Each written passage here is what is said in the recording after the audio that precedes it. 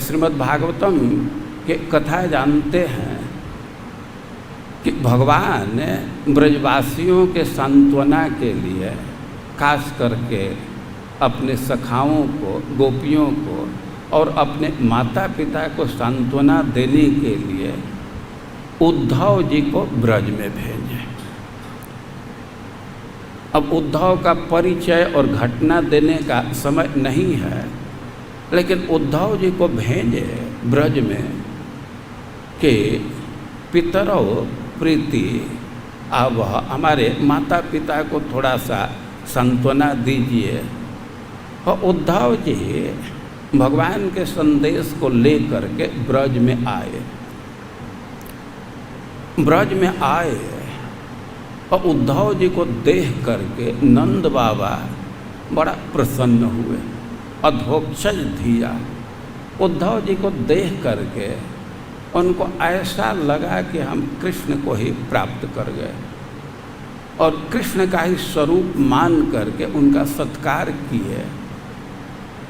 घर में तो भोजन था नहीं, कुछ खाने की व्यवस्था नहीं थी, क्योंकि जब से कृष्ण बलराम ब्रज का त्याग करके गए थे तो माँ यशोदा एक दिन भी भोजन नहीं बनाई। उसका पूरा समय रोने में व्यतीत होता था। एक रोने के अतिरिक्त अब कुछ था ही नहीं। अब तो नंद बाबा के सामने समस्या आ गई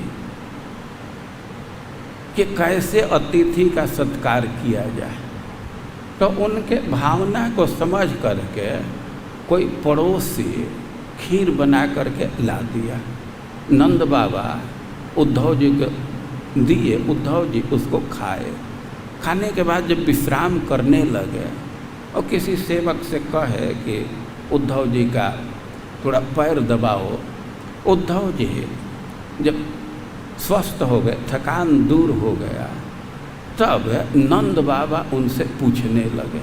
पहले तो प्रसन्नता व्यक्त किए कि बहुत अच्छी बात है कि जो यादवों का शत्रु था कंस, उसका नाश हो गया। और फिर पूछ रहे हैं कि क्या कृष्ण बलराम अपने माता पिता का स्मरण करते हैं? क्या कभी ऐसा सौभाग्य होगा कि एक बार कृष्ण का मुख दर्शन हमको मिलेगा?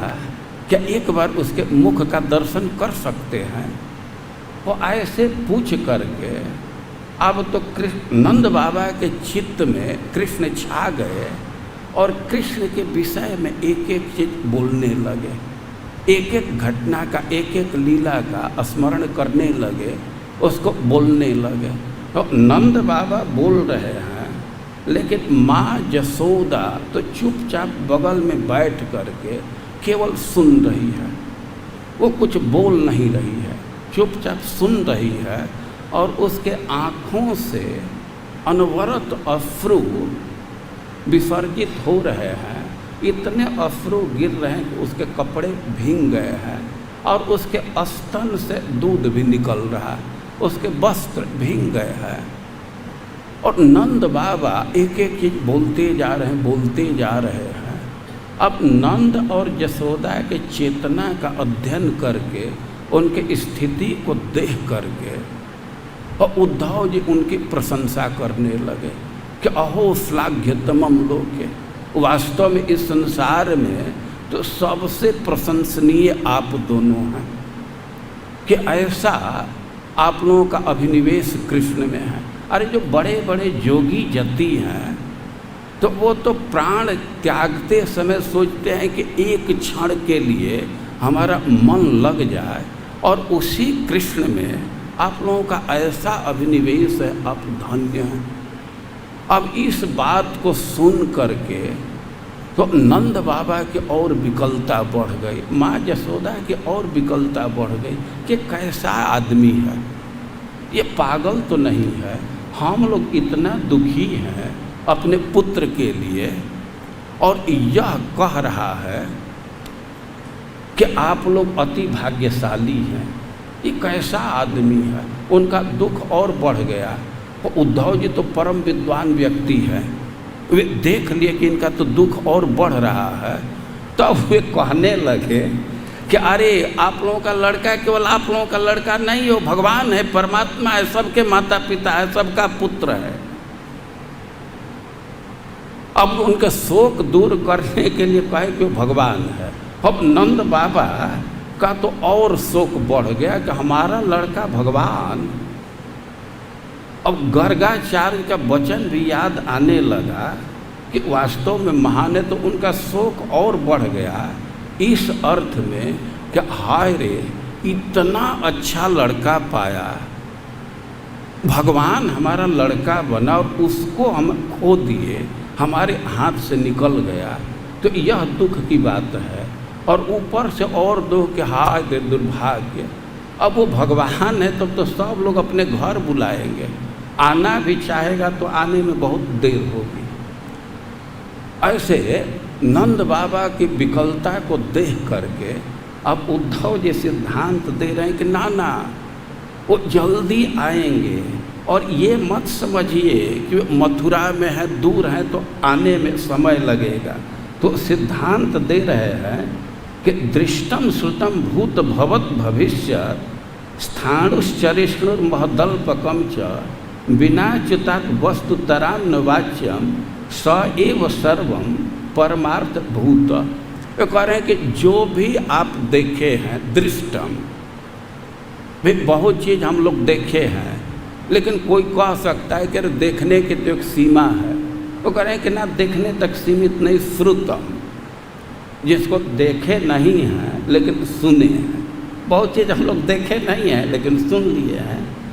तो भूत भवत भविष्य, जो पहले हुआ है, अभी हो रहा है या बाद में होगा। स्थान स्थास्नु चरिष्णुर, चाहे वह स्थावर हो या जंगम हो, महदल्पकम हुआ, चाहे वो छोटा हो या बड़ा हो, बिना च्युतात् वस्तुतरां न वाच्यम, एक अच्युत को छोड़ करके दूसरे को वस्तु नहीं कहा जा सकता।